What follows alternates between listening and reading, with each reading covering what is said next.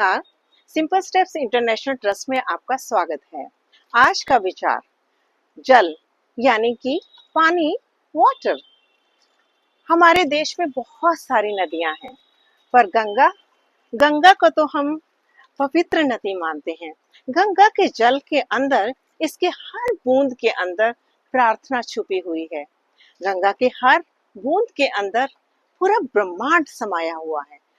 जैसा कि हम जानते हैं कि हमारे शरीर में 70% पानी है, 70%, पर फिर भी हमें पानी की जरूरत है।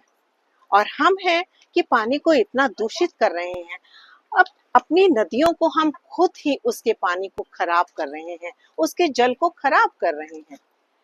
तो चलिए आज से हम एक शुरुआत करते हैं अपने इस जल को बचाने की। एक एक बूंद को बचाइए, क्योंकि एक एक बूंद में आपके प्राण बसते हैं। अगर आप इस पानी को, इस जल को नहीं बचाएंगे तो आप भी जीवित नहीं रह सकते। और ये जल ही तो है जो सिर्फ हमें ही नहीं, पूरे प्रकृति में जितने भी वनस्पति हैं, पेड़ पौधे हैं, जितने जानवर हैं, पशु पक्षी हैं, उन सबको जीवन दे रही है। और ये जीवनदायिनी गंगा, इसकी तो बात ही कुछ और है। ये वेदों से ऋषियों मुनियों ने इसका कितना गुणगान गाया है। तो हम अपने इस गंगा को नमस्कार करते हैं।